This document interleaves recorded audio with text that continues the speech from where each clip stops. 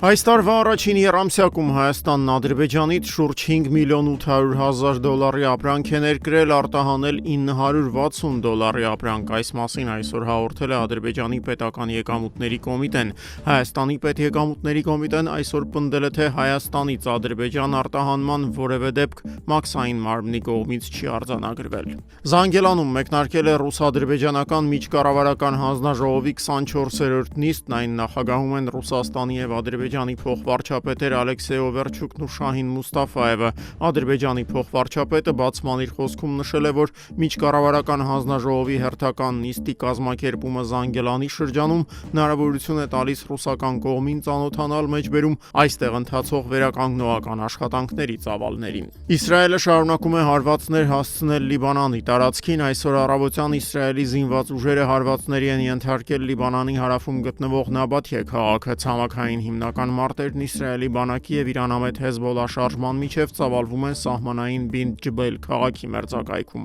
Լիբանանի կառավարությունը նաեւ հաղորդել է, որ անցած գիշեր Իսրայելը ոչնչացրել է երկրի հարավում գտնվող Լիտանի գետի վրա գտնվող վերջին գործող կամուրջը։ Առնվազն 16 մարդ է զոհվել Ուկրաինայում անցած գիշեր Ռուսաստանի կողմից իրականացված հրթիռային հարվածների հետևանքով։ Զոհերի մեջ նաեւ մեկ անչափահաս կա։ Ամենից շատ զոհերն արձանագրվել են Օդեսայում, այստեղ 9 խաղաղ բնակիչ է զոհվել, եւս 4 խաղաղ բնակիչ զոհվել է մայրաքաղաք Կիևում, 3-ը Դնեպր քաղաքում։ Ռուսաստանը վերջին տարիներին սովորել է նվազագույնի հասցնել արևմտյան պատժամիջոցների բացասական հետևանքներն։ Այս մասին այսօր հայտարարել է Կրեմլի խոսնակ Դմիտրի Պեսկովը, մեկնաբանելով Միացյալ Նահանգների ֆինանսների նախարարության երեկվա որոշումը, որի համաձայն Վաշինգտոնը որոշել է չի երկարաձգել ռուսական էներգակիրների արտահանման վրա սահմանված պատժամիջոցները մեղմացնող ռեժիմը։ Այդ քայլին ամերիկյան ղեկավարությունը դիմել էր Իրանում պատերազմի մեկնարկից անմիջապես հետո համաշխարհային էներգետիկ շուկայում իրավիճակը